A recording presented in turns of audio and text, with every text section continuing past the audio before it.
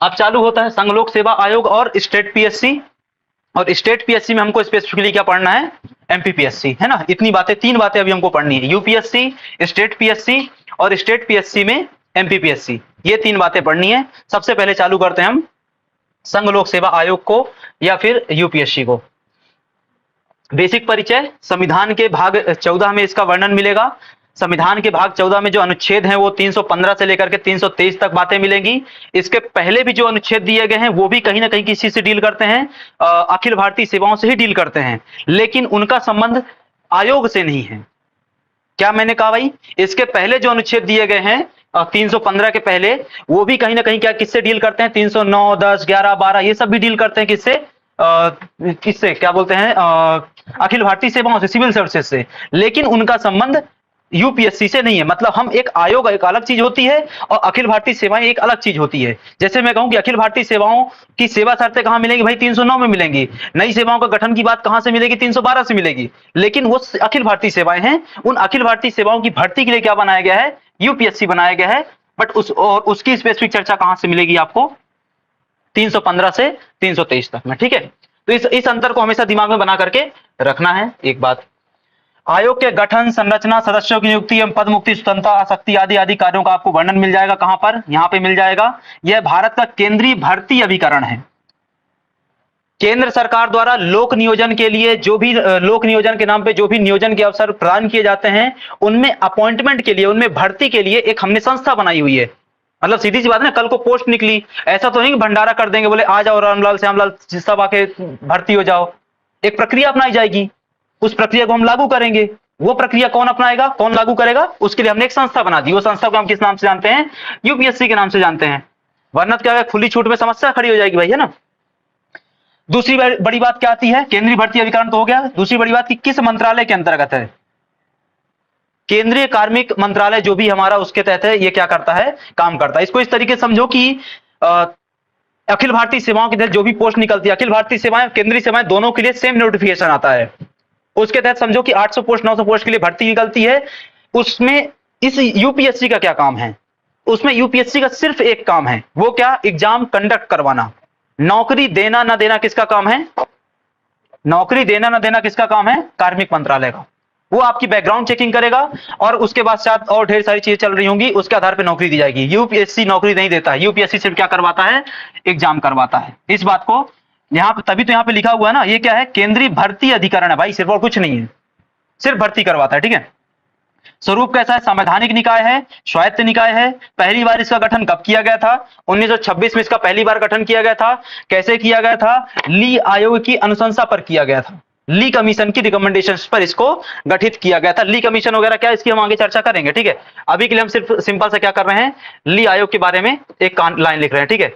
ली commission की recommendation पर इसको गठित किया गया था 1926 में। अब चलते हैं 315 से आगे की कहानी को हम देखते हैं, इंडिविजुअल आर्टिकल वाइज, ठीक है। 315 में क्या बात लिखी गई है, 315 में तीन बातें लिखी गई हैं, बस अलग से लिख लो आप, है ना। क्या बातें भाई, एक यूपीएससी का गठन, दूसरा स्टेट पीएससी का गठन और तीसरा ज्वाइंट पीएससी का गठन। बस ये, इसके अलावा कुछ नहीं लिखा गया है। यूपीएससी का गठन, स्टेट पीएससी का गठन, ज्वाइंट पीएससी का गठन। यूपीएससी केंद्रीय भर्ती अधिकरण होता है, स्टेट पीएससी राज्य भर्ती अधिकरण होता है, ज्वाइंट पीएससी भी राज्य भर्ती अधिकरण होता है, पर वह दो या दो से अधिक राज्यों के लिए एक साथ काम कर रहा होता है, ठीक है। यहां पे लिखा हुआ है कि प्रत्येक सदन द्वारा मतलब कि समझो कि दो या दो से अधिक राज्यों को लगता है कि यार हमको हमारे लिए एक संयुक्त आयोग बना दिया जाए, भर्ती अधिकरण बना दिया, तो वो क्या करेंगे, अपने अपने स्तर पर इंडिविजुअली क्या करेंगे, एक प्रस्ताव पारित करके केंद्र सरकार को भेजेंगे। केंद्र सरकार यदि सहमत होता है तो क्या करेगा, उनकी आवश्यकताओं की पूर्ति के लिए कानून के माध्यम से संयुक्त राज्य लोक सेवा आयोग का गठन कर देगा, ठीक है। तो कल को आपसे प्रश्न आता है कि मतलब एमपीपीएससी का गठन किस अनुच्छेद के तहत किया गया है। जितना भी आपको आएगा, जितने भी भर्ती अधिकरण आएंगे, स्टेट पीएससी या यूपीएससी या ज्वाइंट पीएससी, वो सब 315 के तहत निकल करके आते हैं, ठीक है। पहली बात। दूसरी बात आती है 316। 316 में दो बातें हैं, नियुक्ति कैसे होगी और पदावधि क्या होगी। नियुक्ति कैसे होगी और पदावधि कैसे होगी। अगेन वही बात भाई, केंद्रीय स्तर पर है, राष्ट्रपति कर देगा। राज्य स्तर पर है, राज्यपाल कर देगा। दो बातें साफ साफ स्पष्ट हो गई, ठीक है। तो लोक सेवा आयोग के अध्यक्ष और अन्य सदस्यों की नियुक्ति यदि वह संघ आयोग या संयुक्त आयोग है तो कौन कर देगा? राष्ट्रपति। राज्य आयोग है तो कौन कर देगा? राज्यपाल। तो यहां पे लिख लो यूपीएससी, जेपीएससी, इनकी नियुक्ति कौन करेगा भाई? राष्ट्रपति, प्रेसिडेंट कर देगा। और यदि क्या है वो स्टेट पीएससी तो कौन कर देगा भाई? राज्यपाल। खत्म बात, ठीक है। तो ये तो हो गया नियुक्ति के संबंध में। फिर आता है पदावधि के संबंध में। तो पदावधि क्या रहेगी भाई? 6 और 65 की पदावधि किसके लिए हो जाएगी?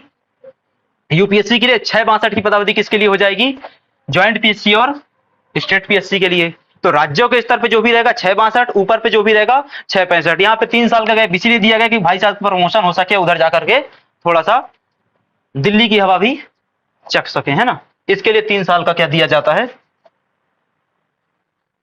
अब आता है 317। 317 में क्या है? दोनों के सदस्यों को हटाया और निलंबित किए जाने के संबंध में बात आती है। अब ऐसा तो है नहीं भाई 6 62 6 65 तक आप हमेशा बने रहेंगे। कभी तो कुछ ना कुछ क्या करेंगे आप? समस्या खड़ी करेंगे। कभी बैंकॉक घूमने जाएंगे, ठीक है, तो कदाचार का वो लगेगा, आरोप लगेगा, तो कैसे हटाएंगे? तो केवल कदाचार के आधार पर हटाया जा सकता है, ठीक है। केवल कदाचार के आधार पर हटाया जा सकता है, ठीक है। आपको वो आएगा, क्वेश्चन आएगा, फिर उसमें ऑप्शन दिया रहेगा कदाचार के आधार पर, संविधान न मानने के आधार पर, छुट्टी हो गई, छुट्टी में चले गए इसके आधार पे, ऐसे 50 बिना मतलब के पॉइंट दिए रहते हैं। केवल कदाचार के आधार पे सामने वाले व्यक्ति को हटाया जा सकता है और राष्ट्रपति द्वारा उच्चतम न्यायालय की जांच के पश्चात ही हटाया जा सकता है। केवल कदाचार के आधार पर 316 क्या बोलता है? हम उसको हटा सकते हैं, राष्ट्रपति हटा सकता है। कैसे हटाएगा? केवल कदाचार के आधार पे।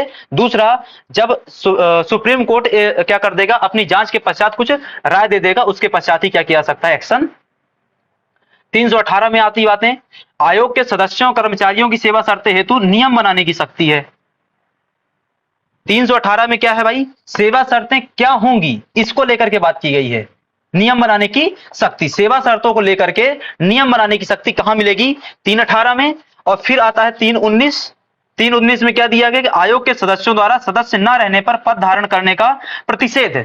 पीछे आप पढ़ के आए थे इलेक्शन कमीशन ऑफ इंडिया में कि यदि सामने वाला व्यक्ति इलेक्शन कमिश्नर नहीं रहा तो फर्दर नौकरी कर सकता है। भाई साहब यहां पे नहीं कर सकते। आज की तारीख में कौन है भाई? मनोज सोनी है। उसके पहले कोई प्रदीप वगैरह होते थे। भाई ये जो भी लोग रिटायर होते जा रहे हैं वो फिर क्या करेंगे? अब घर में बैठ करके पेंशन का पैसा खाएंगे, कुछ नहीं करेंगे, है ना। 319 में क्या होगा भाई? अन्यत्र नौकरी नहीं कर सकते हैं। ये बात कहां कर दी गई? 319 में। फिर आती 320। 320 में क्या किया गया? कार्यों का वर्णन किया गया है। कार्य क्या है वो आपको ऑलरेडी पता है। कार्य क्या है? तो सबसे प्रमुख कार्य तो क्या है भाई? चुनाव करवाना, सॉरी एग्जाम करवाना। दूसरा प्रमुख कार्य क्या है? सलाह मांगे जाने पर सलाह देना। किसको? राज्यपाल को और राष्ट्रपति को। तीसरा, परामर्श करना। किसको? केंद्र सरकार को। किसके संबंध में? प्रमोशन के संबंध में, डिमोशन के संबंध में। किनके? जो केंद्रीय सेवा के अधिकारी होते हैं अथवा अखिल भारतीय सेवा के अधिकारी होते हैं। ये सामान्य से काम होते हैं जो कि आपको एग्जाम के पर्सपेक्टिव से ध्यान रखने की उतनी आवश्यकता नहीं। एग्जाम के पर्सपेक्टिव मतलब मेंस में महत्वपूर्ण है, प्री के लिए उतना महत्वपूर्ण नहीं है। 320 हो गया, ठीक है। 321 में क्या बातें की गई हैं? लोक सेवा आयोग के कार्यों का विस्तार।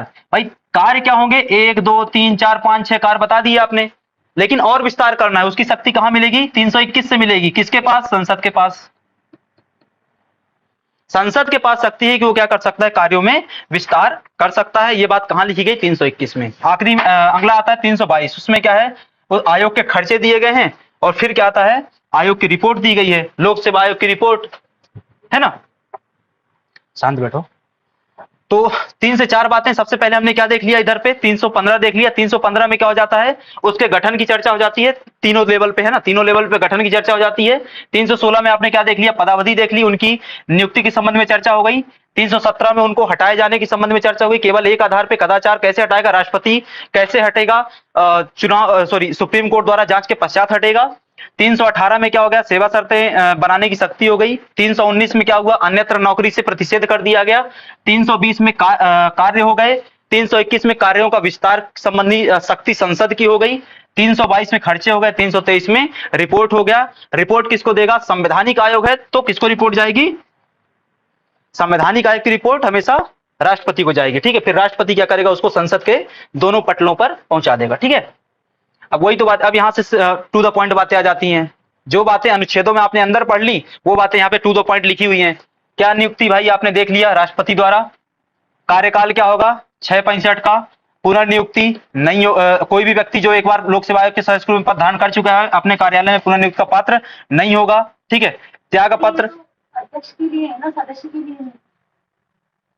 सदस्य अध्यक्ष बन सकता है, पुनः उसी पद पर नियुक्त नहीं किया जाएगा।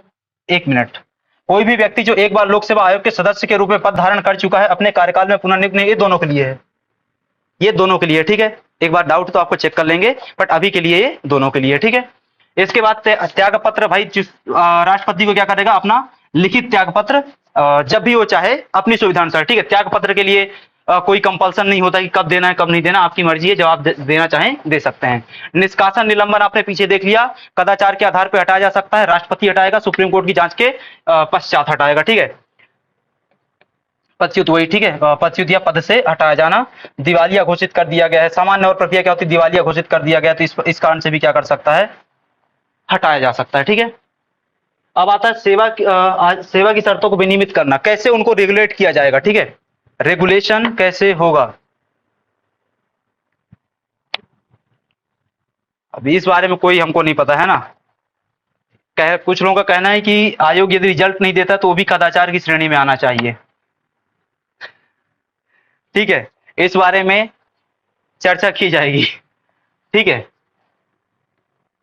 तो सेवा की शर्तों को विनियमित करना, तो यूपीएससी के मामले में भारत के राष्ट्रपति की शक्ति क्या क्या है भाई, तो आयोग के सदस्यों की संख्या उनकी सेवा शर्तें निर्धारित कर सकता है राष्ट्रपति, और आयोग के कर्मचारियों की संख्या उनकी सेवा शर्तों के प्रबंधन में प्रावधान करना, तो कितने सदस्य होंगे कौन तय करेगा, राष्ट्रपति, कितने कर्मचारी होंगे कौन तय करेगा, राष्ट्रपति। तो अंदर उसमें जो भी रेगुलेशंस हो रहे हैं, इसके अलावा शक्तियों पर प्रतिबंध भी है। तो यूपीएससी के सदस्यों की सेवा शर्तों में नियुक्ति के बाद किसी प्रकार का संशोधन, ये यहां पे लिख लेना, अलाभकारी संशोधन नहीं होगा भाई। ठीक है, संशोधन होगा मतलब उनके लिए नुकसानदायक ना हो, इस प्रकार का संशोधन नहीं होगा। कार्यों का विस्तार करने की शक्ति, भाई पीछे आपने देख लिया कि संसद के पास शक्ति है, वह क्या कर सकती है, आयोग के कार्यों को विस्तारित कर सकती है। ठीक है, तो वो पीछे आपने देख लिया था उसके तहत अनुच्छेद में। फिर आता है रिपोर्ट प्रस्तुत करना, तो रिपोर्ट किसको देगा, राष्ट्रपति को। आयोग अपने कार्यों की एक वार्षिक रिपोर्ट प्रस्तुत करेगा और राष्ट्रपति फर्दर क्या कर देगा, उसको पार्लियामेंट के समक्ष प्रस्तुत कर देगा, संसद के पूर्व क्या कर देगा, उसको रख देगा। संसद मतलब फिर अगेन दोनों वो आ जाएंगे, पोर्शन आ जाएंगे आपका, है ना। इसको आपको क्या करना, थोड़ा सा ध्यान रखना है। अब आते हैं संरचना। पीछे आपने देखा कि भाई सदस्य कितने होंगे, राष्ट्रपति तय करेगा, तो राष्ट्रपति जब चाहता है सदस्यों की संख्या क्या होती रहती है, ऊपर नीचे होती रहती है। तो सदस्य संख्या निर्धारित नहीं है, सदस्य संख्या निर्धारित नहीं है, सदस्य संख्या को निर्धारित करने का अधिकार किसके पास है, राष्ट्रपति के पास है। ठीक है, और जो भी सदस्य होंगे इसमें उनके पास क्या होना चाहिए, 10 वर्ष का भारत सरकार या राज्य सरकार के साथ कार्य करने का अनुभव होना चाहिए। अभी अनुभव कहां से आएगा, तो जो भी आपके अधिकारी होते हैं, आईएएस अधिकारी या पूर्व अधिकारी वगैरह या अन्य राज्य सेवाओं के अधिकारी, वो सब क्या करते हैं, इस प्रकार की योग्यता धारण करते हैं। तो जनरली इसी प्रकार के लोगों को यहाँ पे क्या किया जाता है, अपॉइंट किया जाता है, या फिर कोई यूनिवर्सिटी के प्रोफेसर वगैरह हो या आदि इस प्रकार के लोग होते हैं उनको अपॉइंट यहाँ पे करते हैं। ठीक है, तो सदस्यों की संख्या तय नहीं है, राष्ट्रपति समय समय पर। कार्यवाहक अध्यक्ष कौन अपॉइंट करेगा, कार्यवाहक अध्यक्ष राष्ट्रपति अपॉइंट करेगा। कैसे होगा, तो 2 परिस्थितियों में यूपीएससी किसी सदस्य को कार्यवाहक अध्यक्ष नियुक्त कर सकता है। कौन कौन सी परिस्थिति, जब अध्यक्ष का पद रिक्त हो। अध्यक्ष का पद रिक्त कैसे होगा, त्याग पत्र दे दिया या हटा दिया गया या मृत्यु हो गई, तीन ही परिस्थितियों में क्या हो सकता है भाई, रिक्त हो सकता है। या फिर कि जब अध्यक्ष अपना काम कर पाने में सक्षम ना हो अथवा अनुपस्थित हो। अध्यक्ष का पद रिक्त कब होगा, कि त्याग पत्र दे दिया, हटा दिया गया, या फिर भाई क्या है, मृत्यु हो गई। तीन स्थितियों में पद रिक्त हो सकता है। या फिर क्या है, किस परिस्थिति में कार्यवाहक अध्यक्ष बनाया जा सकता है, कि जब पद ही क्या होगा, थोड़ा समय के लिए खाली हो, या फिर सामने वाला जो अध्यक्ष था वो किसी अपने कार्यों का निर्वहन करने में सक्षम ना हो, तब हो सकता है खाली, कि बैंकॉक घूमने चला गया, ठीक है, छुट्टी में चला गया, पटाया, अब क्या करें। ठीक है, तो कार्यवाहक अध्यक्ष नियुक्त कर दो। अब आते हैं कुछ अन्य रैंडम फैक्ट्स, इनको अच्छे से याद रखना है। संघ लोक सेवा आयोग केंद्रीय भर्ती अधिकरण है जो किनकी नियुक्ति करता है, समूह ए के अधिकारियों की और समूह बी के अधिकारियों की। समूह बी के अधिकारी और ए के अधिकारी कहां से नियुक्त किए जाते हैं, यूपीएससी के माध्यम से। स्टेट पीएससी किस प्रकार के अधिकारियों की नियुक्ति करता है, स्टेट पीएससी किस प्रकार के अधिकारियों की नियुक्ति करता है, बी और सी के। बी और सी के, ठीक है। और यूपीएससी किस प्रकार के अधिकारियों की नियुक्ति करता है? ए और बी के, ठीक है। इसके अलावा जितने भी कर्मचारी होते हैं उन सब की नियुक्ति के लिए राज्य सरकारें अपने अपने स्तर पे काम करती हैं। जैसे हमारे यहाँ पे क्या बना हुआ है? व्यापम बना हुआ है, फिर व्यापम क्या बन गया बाद में? व्यापम पीबी बन गया। आजकल पीबी क्या बना हुआ है? ईएसबी बना हुआ है, ठीक है। एक चीज नहीं बदलेगी, बाकी सब बदलता रहेगा, ठीक है, वो आपको पता है। ए बी और बी सी हो गया। तो जो राज्य स्तर पे काम करता है वो कौन कर रहा होता है? इस प्रकार की जो बने रहती बॉडीज, या फिर कौन है? एसएससी बना हुआ है, ठीक है, स्टाफ सिलेक्शन कमीशन। वो क्या करता है? बी सी और डी प्रकार के, सी डी प्रकार के कर्मचारियों की नियुक्ति करने के लिए वो संस्था काम करती है, ठीक है। हमने पीछे क्या देखा भाई? हमारे देश में यूपीएससी का पहली बार गठन कब किया गया? तो 1 अक्टूबर 1926 को लोक सेवा आयोग के रूप में इसकी स्थापना की गई थी। बाद में इसी का नाम परिवर्तित होते होते संघ लोक सेवा आयोग के रूप में निकल करके आता है, ठीक है। बाद में इसे भारत सरकार अधिनियम 1935 के प्रावधानों के अनुसार संघ लोक सेवा आयोग बनाया गया था। इसको वो कर लेंगे, उदाहरण में रख लेंगे, ठीक है। पहले क्या था? ये लोक सेवा आयोग था, बाद में इसको क्या बनाया गया? संघ लोक सेवा आयोग बनाया गया। यदि आपको प्रश्न आता है कि लोक सेवा आयोग की स्थापना कब की गई? 26 में। पर यदि प्रश्न आता है कि लोक सेवा आयोग को संघ लोक सेवा आयोग नाम कब दिया गया? तो 35 के अधिनियम से इसको नाम परिवर्तित किया गया था, ठीक है। बाद में जब क्या होगा? 47 आ जाएगा, तो 47 में क्या कर दिया जाएगा? इसको अपनत्व ले लिया जाएगा, ठीक है भाई, अपनी दुकान है ना। ये सब बेसिक बातें हैं। मनोज सोनी वर्तमान में इसके अध्यक्ष हैं। जनवरी 23 से क्या है? कार्यभार उनका चल रहा है। यूपीएससी के पहले अध्यक्ष कौन थे? Sir Ross Barker, baker, Barker, कई जगह अलग अलग नाम निकल आता है ना।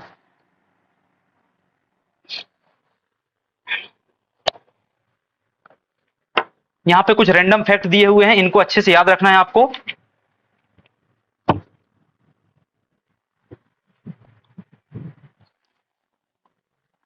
भारत में नागरिक सेवाओं का जनक किसको कहते हैं? Father of civil services in India. तो देखो, father of civil services in India अंग्रेजों के जमाने में कौन था? कॉर्नवालिस था। आजादी के पश्चात हम किसको बोलने लग गए? सरदार पटेल को, ठीक है। वर्तमान में हम किसको बोलते हैं? सरदार पटेल को बोलते हैं। आजादी के पश्चात वाले में, अभी उसके आजादी के पहले वाले में, अंग्रेजों के जमाने में हम किसको बोलते थे? कॉर्नवालिस को बोलते थे, ठीक है। प्रतियोगी परीक्षाओं की शुरुआत किसने करवाई थी? डलहौजी ने करवाई थी, ठीक है। प्रतियोगी परीक्षाओं की शुरुआत में पहले एग्जाम, सिर्फ ये सब हिस्ट्री के पोर्शन आपको ऑलरेडी पता है कि ये सब एग्जाम पहले कहां होते थे? सिर्फ और सिर्फ लंदन में होते थे। बाद में 1892 के अधिनियम से प्रावधान कर दिया गया था कि चलो अगली बार एग्जाम कहां पे करवा लेंगे?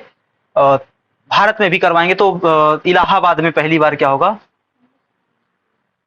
उस समय से डिमांड की गई थी, ठीक है। उस समय डिमांड की गई तो 1919 वाले में से पहली बार क्या होगा? परीक्षा आयोजित करवा ली जाएगी, ठीक है। अच्छा, वो भी एक समस्या थी। पहली बात तो सबको शिक्षा नहीं दे रहे हैं, दूसरी बात किसी ने गलती से पढ़ भी लिया तो एग्जाम देने के लिए कहां जाना पड़ेगा? लंदन जाना पड़ेगा। और कल को बोल दिया भाई अंग्रेजों ने कि हम तुमको क्या नहीं देंगे? वीजा नहीं देंगे, कैसे जाएगा सामने वाला? बड़ी समस्याएं थी, है ना। अब ये जो यहाँ पे लोग प्रतियोगी परीक्षाओं पे जो भी लोग आ रहे हैं उनको लिए क्या करना पड़ेगा? हमको ट्रेनिंग देनी पड़ेगी। जैसे वर्तमान में आप पढ़ते भाई, मसूरी में ट्रेनिंग होती है, हैदराबाद में ट्रेनिंग होती है, ठीक है, आईएएस आईपीएस लोगों की। उसके लिए भी उस समय क्या बनाया गया था? लॉर्ड वेलेस्ली के द्वारा सिविल सेवा कर्मचारियों को प्रशिक्षण हेतु कलकत्ता में फोर्ट विलियम कॉलेज की स्थापना की गई थी, ठीक है। दरअसल इनको यहाँ पे क्या सिखाया जा रहा था? पहले सिर्फ अंग्रेजों को प्रशिक्षण दिया जा रहा था। किस चीज का प्रशिक्षण? कि शासन कैसे करना है भारतीयों पे, ठीक है, इस चीज का प्रशिक्षण दिया जा रहा था, ठीक है। 1853 के चार्टर अधिनियम में सिविल सेवकों की भर्ती एवं चयन हेतु खुली प्रतियोगिता परीक्षा शुरू की गई। ये क्या होता है? वर्तमान में क्वेश्चन यदि आपसे आता है कि वर्तमान में भारत में किस प्रकार की प्रतियोगी परीक्षा का आयोजन किया जाता है, हम बताएंगे ओपन सिस्टम या खुली प्रतियोगी परीक्षा का आयोजन किया जाता है। इसका मतलब यह होता है कि किसी भी प्रकार का कोई रिस्ट्रिक्शन किसी के लिए नहीं है, कोई भेदभाव नहीं किया जाता। पहले भेदभाव होता था ना, पहले किस चीज का भेदभाव भाई? महिलाएं नहीं दे सकती हैं, पुरुष दे सकते हैं। पुरुषों में क्या दे सकते हैं? जिनकी इनकम इतने से इतने है वही लोग दे सकते हैं, बाकी लोग नहीं दे सकते हैं। अलग 50 प्रकार की चीजें उस समय चलती है, ठीक है भाई। पहले वोटिंग सिस्टम कैसे होता था? आप पढ़े होंगे ना भाई, 5% लोग वोट देते थे, 10% लोग। वो कौन थे? बोले क्योंकि हमने क्राइटेरिया क्या रखा हुआ था? हमने नहीं, अंग्रेजों ने क्या क्राइटेरिया रख दिया था भाई? कि वोट वही लोग दे सकते हैं जिनके पास इतनी संपत्ति है, ठीक है। तो इस प्रकार क्राइटेरिया रख दिए जाते थे अजीब अजीब से। तो इस कारण क्या है, वो समस्या निकल के आती थी। तो वेलेस्ली ने क्या किया था? फोर्ट विलियम कॉलेज की स्थापना की थी 1800 में, ताकि क्या किया जा सके? वहां पे प्रशिक्षण दिया जा सके। 1853 के पश्चात से हमने क्या कर दिया? ये जो सिविल सर्विसेज भर्ती परीक्षा थी इसको क्या कर दिया? खुली प्रतियोगी परीक्षा के नाम के रूप में कन्वर्ट कर दिया। सत्येंद्रनाथ टैगोर इस प्रकार के पहले व्यक्ति थे जो इस परीक्षा में सफल हुए। 1864 में उन्होंने सफलता प्राप्त करी थी। सर्वप्रथम खुली प्रतियोगिता का आयोजन कब किया गया था? 1893 में किया गया था। ठीक है, 53 में उसका क्या किया गया था? प्रावधान किया गया था। 93 में उसका पहली बार आयोजन होगा। इंग्लैंड में उसको आयोजित किया जाएगा।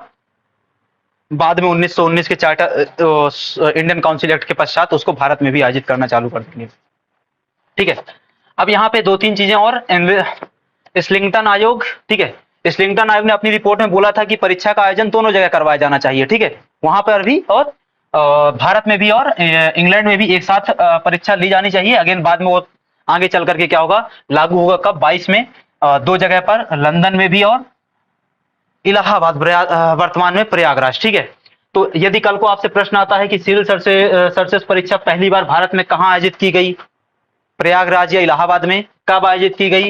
22 में। ठीक है, उसके पश्चात अगला शहर कौन सा निकल करके आएगा? दिल्ली निकल करके आएगा। ठीक है, तो भारत में सिविल सर्विसेज परीक्षा पहली बार इलाहाबाद में, उसके पश्चात दिल्ली में आयोजित होना चालू हुई। इसके साथ साथ लंदन में भी क्या है, परीक्षा लगातार आयोजित हो रही थी। ठीक है, भारत शासन अधिनियम 1919 के द्वारा, देखो अब ये जो चीज होती है ना, इसको अच्छे से ध्यान रखना कि कई बार क्या होता है कि आपको ये भी लिखा मिलेगा भाई 1923 के ली आयोग की अनुशंसा पर यूपीएससी की स्थापना की गई।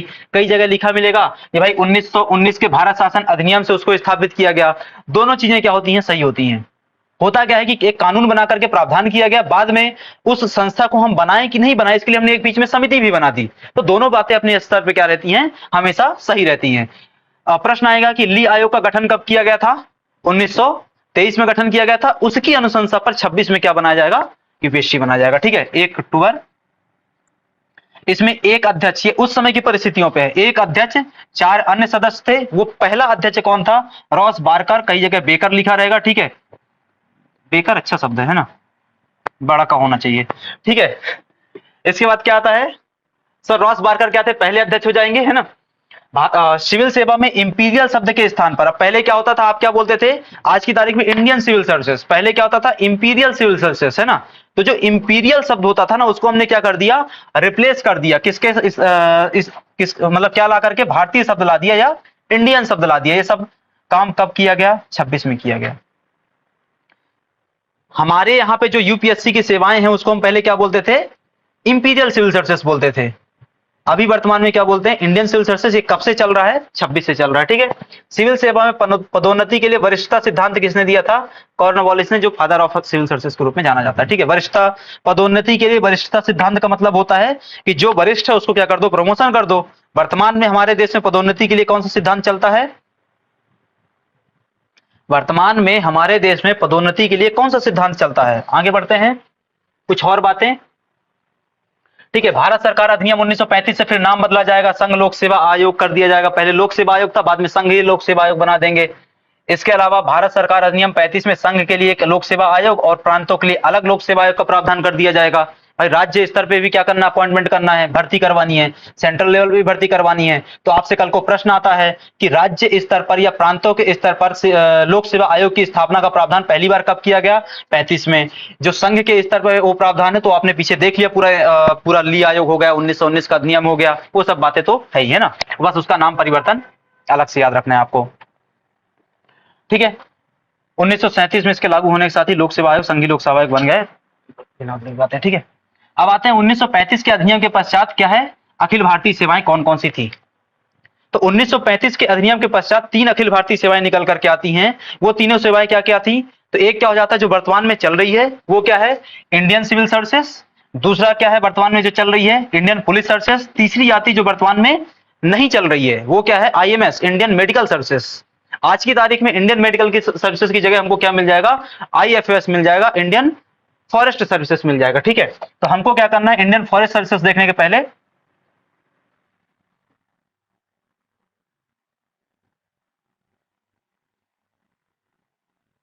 ठीक है, आईएएस आता है, अलग से दिख जाता है, गलत लिखा हुआ है ना, नहीं, फॉरेस्ट सर्विसेज। अच्छा पुनः गठन, ठीक है, अच्छा ठीक है, मेरा ध्यान नहीं, पुनः गठन लिखा हुआ है ना वहां पे, है ना, पुनः गठन। तो ये एकदम रैंडम फैक्ट है, इनको अच्छे से क्या करना है? याद करके रखना है। 58 में गठन होगा, फिर हमने हमारी सुविधा के अनुसार उसको गठन कर लिया 50 में। सर इस कारण हम क्या कर, अब अगेन की ये जो आईएएस आईपीएस ये सब चीजें मूल रूप से किसके अंतर्गत आती हैं, तो आपने कार्मिक मंत्रालय पढ़ लिया, लेकिन दरअसल कंट्रोल कौन कर रहा होता, गृह मंत्रालय कर रहा होता कहीं ना कहीं बड़े स्तर पर, है ना। तो गृह मंत्रालय उस समय किसके अंडर में था, सरदार पटेल, ठीक है। केंद्रीय कार्मिक एवं प्रशिक्षण मंत्रालय जो आता है इसके अंडर रखा गया संस्थान, मतलब आईएएस अधिकारियों का प्रशिक्षण कहाँ होता है, मसूरी, लाल बहादुर शास्त्री प्रशासनिक अकादमी मसूरी। आईपीएस 1905-1948 में उसका पुनर्गठन होगा, कैनिंग ने उस समय बनाया था, केंद्रीय गृह मंत्रालय के अंतर्गत इसको रखा जाता है। अब इस चीज को अंतर को हमेशा बना करके रखना, केंद्रीय कार्मिक मंत्रालय, केंद्रीय गृह मंत्रालय, फॉरेस्ट है तो फॉरेस्ट संबंधित जो भी मंत्रालय होगा उसके अंतर्गत वो काम करेगा। प्रशिक्षण कहां पे होगा, हैदराबाद में अकादमी है इसकी, अकादमी का नाम किसके नाम पे रखा गया है, सरदार पटेल के नाम पे। फिर आता है आपका फॉरेस्ट सर्विसेज, पहली बार गठन इनने कब किया था, अंग्रेजों ने 64 में, हमने का गठन कब कर लिया, 66 में। इसका जनक किसको कहते हैं, डायट्रिस ब्रैंडिस को। इसका जनक, फॉरेस्ट सर्विसेज का जनक किसको कहते हैं, डायट्रिस ब्रैंडिस को जनक कहते हैं। वर्तमान में इसका जो मंत्रालय है वो क्या है, भारतीय वन एवं जलवायु परिवर्तन मंत्रालय, पूरा नाम लिख लेना इसका, भारतीय वन एवं जलवायु परिवर्तन मंत्रालय, ये मंत्रालय का पूरा नाम है, ठीक है। प्रशिक्षण कहां होता है, तो इंदिरा गांधी राष्ट्रीय वन अकादमी देहरादून में। तीन बातें हो गई, एक क्या 58 1905 1864, दूसरी बात क्या हो गई 50 48 1966, यहां पे क्या आता है सरदार पटेल, कैनिंग और डायट्रिस ब्रैंडिस, ठीक है। केंद्रीय कार्मिक मंत्रालय, गृह मंत्रालय, पर्यावरण वन एवं जलवायु परिवर्तन मंत्रालय, इनकी ट्रेनिंग मसूरी में, इनकी हैदराबाद में, उनकी कहां होती है, देहरादून में। बस इतनी बातें आपको ध्यान रखनी है। अब आते हैं राज्य लोक सेवा आयोग में। राज्य लोक सेवा आयोग के अंदर हमको पढ़ना है एमपीपीएससी, तो पहले हम क्या पढ़ेंगे, राज्य लोक सेवा आयोग। अगेन देखो यहां पे एक शब्द लिखा हुआ है वर्णन, कुछ भी नहीं पढ़ने की आवश्यकता नहीं, इसमें जो भी वर्णन मिलेगा सब कहां मिलेगा, 14 में मिलेगा, 315 से 323। आपने पीछे 315 323 के अंतर्गत जो जो बिंदु पढ़े हैं वो सभी बिंदु स्टेट पीएससी के लिए भी उसी अनुसार लागू होते हैं, ज्वाइंट पीएससी के लिए भी उसी अनुसार लागू होते हैं, कोई अंतर नहीं आता है, ठीक है। तो 315 से लेकर के 323 तक आपको स्टेट पीएससी का वर्णन मिलेगा। क्या संरचना ऊपर थी, एक अध्यक्ष होगा, कुछ अन्य सदस्य होंगे, वही संरचना यहां पे भी मिलेगी आपको, एक अध्यक्ष होगा, कुछ अन्य सदस्य होंगे, सदस्यों की संख्या निर्धारित नहीं है, तो कौन निर्धारित करेगा भाई, जो राज्यपाल है वो निर्धारित कर लेगा। वर्तमान में लगभग कितनी मानी जाती है, 911 के आसपास। पिछली बार क्वेश्चन आया था एमपीपीएससी में सदस्यों की संख्या कितनी है, आयोग को खुद नहीं पता था सदस्य संख्या कितनी है, मतलब उस आयोग को खुद नहीं पता जिसने खुद पे ही प्रश्न दे डाला, ठीक है। तो फिर उन्होंने निर्धारण कैसे किया, तो उन्होंने क्या किया, 5 लोग बैठे, बोले अपन क्या है 5 ही लोग हैं, तो सदस्य संख्या कितनी 5, ठीक है। बोले ऐसा कैसे बोल रहे हैं, क्योंकि सदस्य संख्या 5 नहीं है, बट उनने बोला है कि 5 है तो है, खत्म बात है ना, आप उसको गलत प्रूव नहीं कर सकते। बोले हम 50 चीजों गलत प्रूव कर सकते हैं, उस चीज को गलत कैसे प्रूव करते जिसके सामने प्रूव करना है, ठीक है। आयोग के सामने आयोग को गलत कैसे प्रूव कर लेंगे आप, है ना। तो 5 क्या है वर्तमान संख्या है, जनरली कितनी संख्या बताई जाती है, 9 से 11 के आसपास, है ना। आयोग के सदस्यों के लिए योग्यता का भी उल्लेख नहीं किया गया है भाई, जैसे ऊपर नहीं था, पर हम सामान्य तौर पे क्या मान के चलते हैं कि उनको क्या हो 10 वर्ष का भारत सरकार अथवा राज्य सरकार के अधीन कार्य करने का एक अनुभव होना चाहिए, ठीक है। अब यहाँ पे नियुक्ति, कार्यकाल, पुनर्नियुक्ति, त्यागपत्र इसी सीक्वेंस में तो आप पीछे भी देख रहे थे, और वही बातें वापस रिपीटेशन में आ जाएंगे, ठीक है भाई। नियुक्ति कैसे हो रही होगी, राज्यपाल द्वारा की जाएगी, एक बात। कार्यकाल क्या होगा, वही आपका 62 वर्ष या 6 साल, 6-62 जो पहले पूरा हो जाए। पुनर्नियुक्ति तो एक बार लोकसभा के सदस्य के रूप में पद धारण कर लिया, पुनर्नियुक्ति का पात्र नहीं होगा। त्याग पत्र भाई जब उनकी इच्छा हो तब क्या करेंगे, वो रिटर्न में क्या कर सकते हैं, त्याग पत्र दे सकते हैं।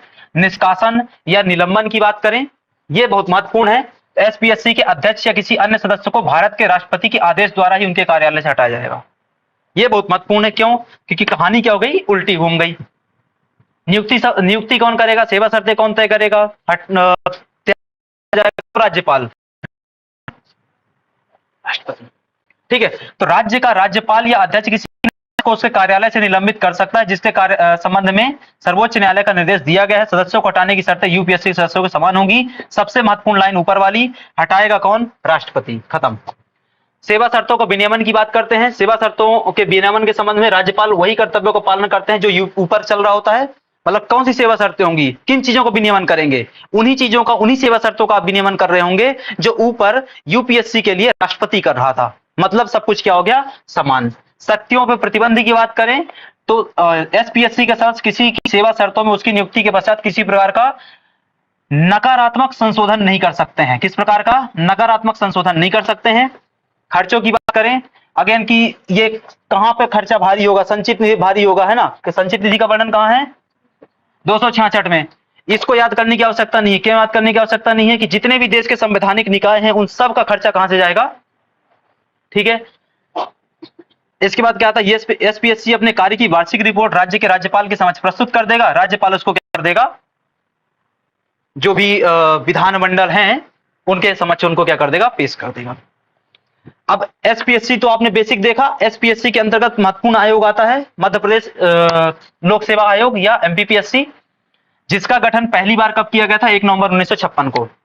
मध्य प्रदेश लोक सेवा आयोग का पहली बार गठन कब हुआ? 1 नवंबर 1956 को। एक बात 2021 का क्वेश्चन है ना, ये लाइन जो लिखी हुई है 2021 का क्वेश्चन है।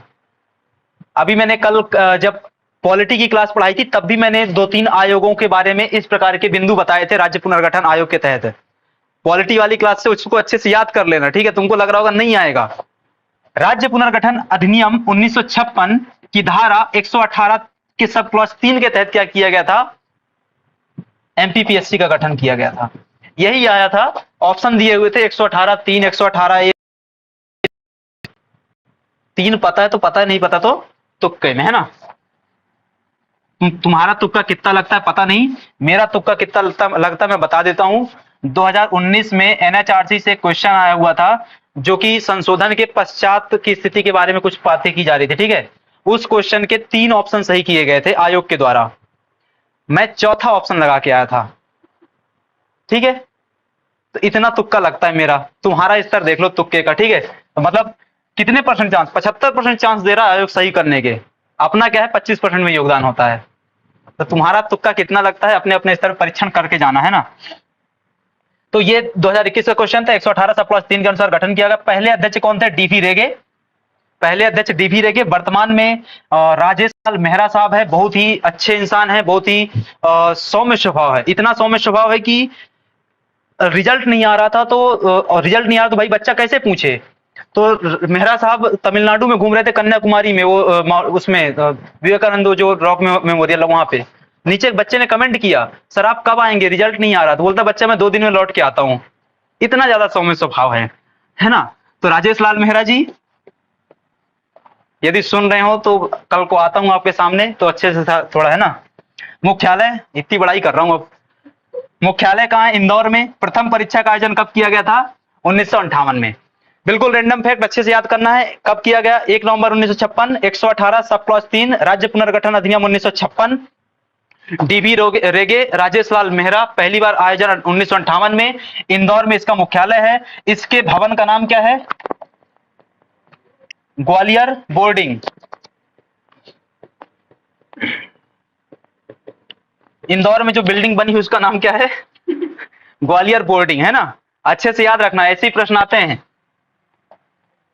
ग्वालियर बोर्डिंग। अभी तो मुझे वो भी याद नहीं आ रहा। आयोग का जो ऑफिस है उसके सामने एक वो बनी हुई है, समाधि बनी हुई है शहादत खान की, है ना? तो ऐसे प्रश्न याद रखने की बहुत ज्यादा आवश्यकता है। अब तक के अध्यक्ष कौन हुए? तो डीवी रेगे। दूसरा एचसी सेठ। क्यों महत्वपूर्ण है? क्योंकि 1958 में यही थे जब पहली बार क्या हुआ? परीक्षा का आयोजन हुआ था। वर्तमान में कौन है? राजेश लाल मेहरा। विभाजन के समय कौन थे? विनय शंकर दुबे। डीवी रेगे याद रखना है, एचसी सेठ याद रखना है, विनय शंकर दुबे को याद रखना है और राजेश लाल मेहरा को याद रखना है, ठीक है? डीवी रेगे कौन पहले थे? एचसी सेठ पहली परीक्षा का आयोजन हुआ 58 में। 2000 में विनय शंकर दुबे थे जब राज्य का विभाजन हो रहा था। और राजेश लाल मेहरा। अब आती है बहुत महत्वपूर्ण चीज, प्रशासनिक अधिकरण। भाई आपने क्या किया?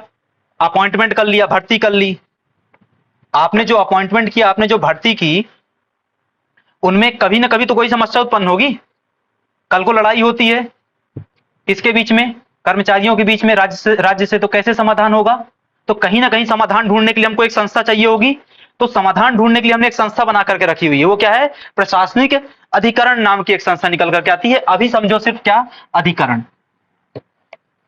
उसके बाद हम समझेंगे प्रशासनिक अधिकरण। तो अधिकरण को किस नाम से जाना जाता है, ट्राइब्यूनल्स के नाम से जानते हैं। ढेर सारे ट्राइब्यूनल, जैसे आप एक ट्राइब्यूनल तो आपके सिलेबस में लिखा हुआ है, एनजीटी, नेशनल ग्रीन ट्राइब्यूनल, ठीक है।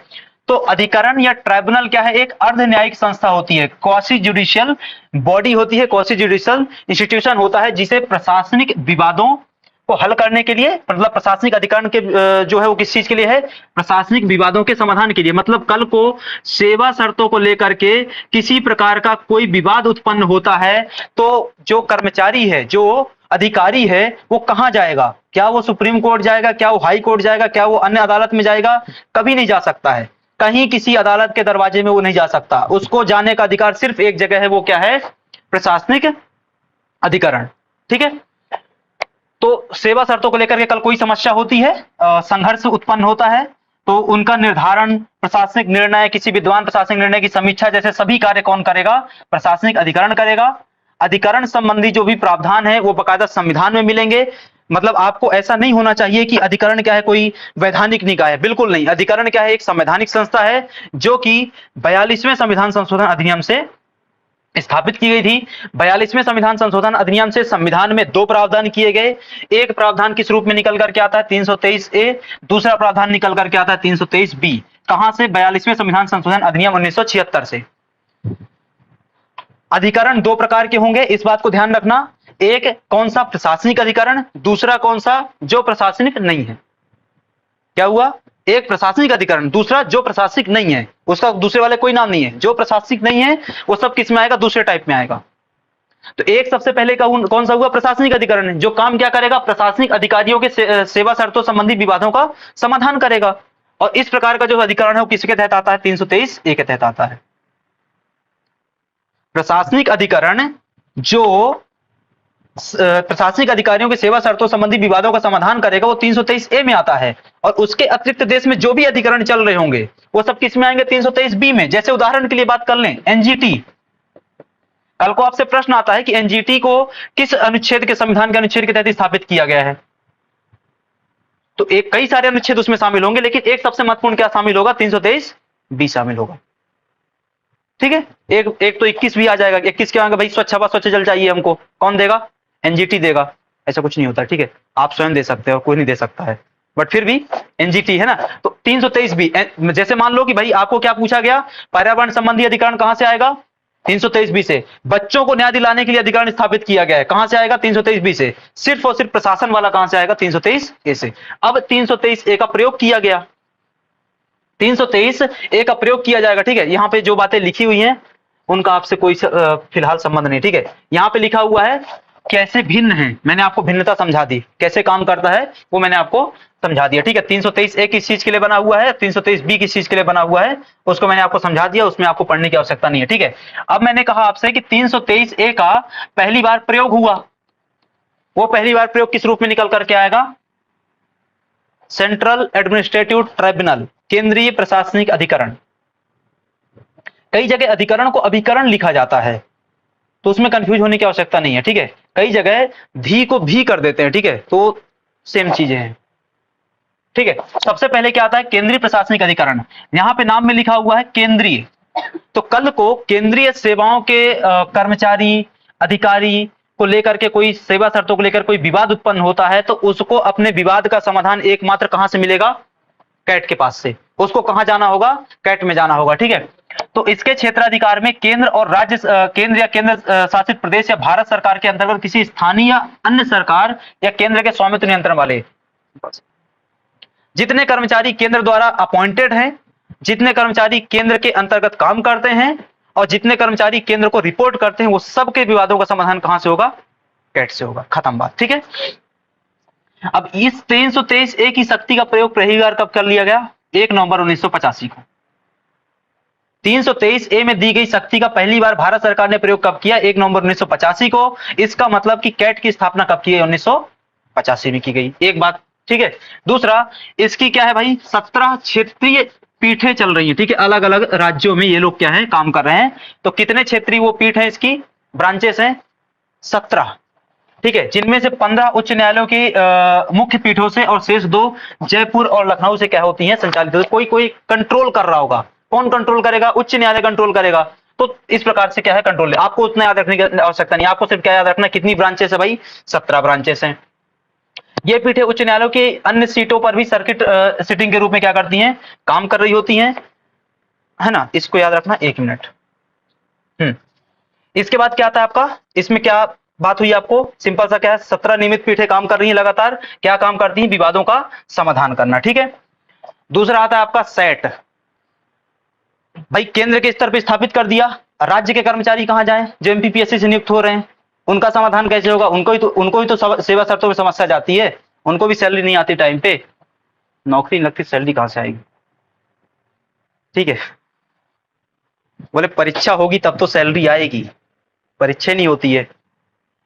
तो भाई राज्य के राज्यपाल की सलाह पर राष्ट्रपति द्वारा क्या किया जाता है, सेट की स्थापना की जाती है। सेट का गठन कैसे होगा?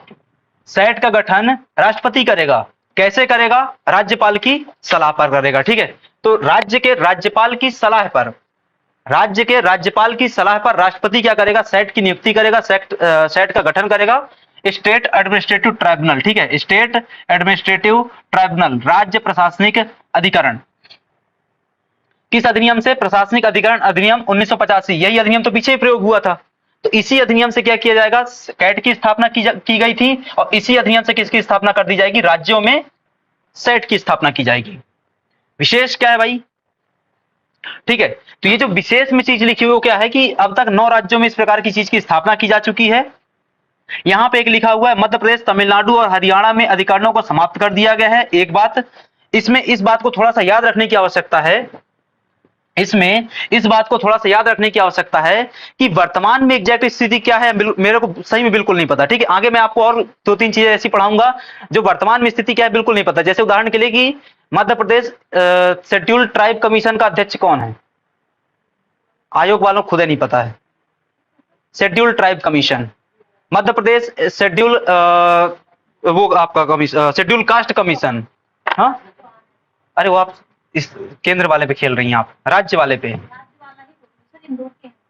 हर्ष चौहान वो केंद्र वाले पे हैं, वो केंद्र वाले पे हैं, केंद्र के हैं वो, राज्य वाले पे कोई नहीं है। आपको कहीं नरेंद्र मरावी लिखे मिलेंगे, हुआ करते थे किसी जमाने में, आज की तारीख में कौन है, आयोग वालों को खुद नहीं पता, ठीक है। तो जैसे यहां पे एक मैंने लाइन बताई भाई, मध्य प्रदेश, तमिलनाडु और हिमाचल प्रदेश में अधिकरणों को समाप्त कर दिया गया है, लेकिन अभी भी क्या है, इनकी बिल्डिंग में बकायदा काम होता है, ये लोग काम करते हैं, बट ऑफिशियली क्या है, समाप्त है, ठीक है। तो मतलब अब हैं तो भाई हैं कहां फिर, तो मुख्यालय कहां, जबलपुर में था, किंतु राजनीतिक हस्तक्षेप के कारण 2003 में इनको समाप्त किया गया था। वर्तमान में एग्जैक्ट स्थिति लगभग आपको इस प्रकार से याद करके रखने की आवश्यकता है, ठीक है।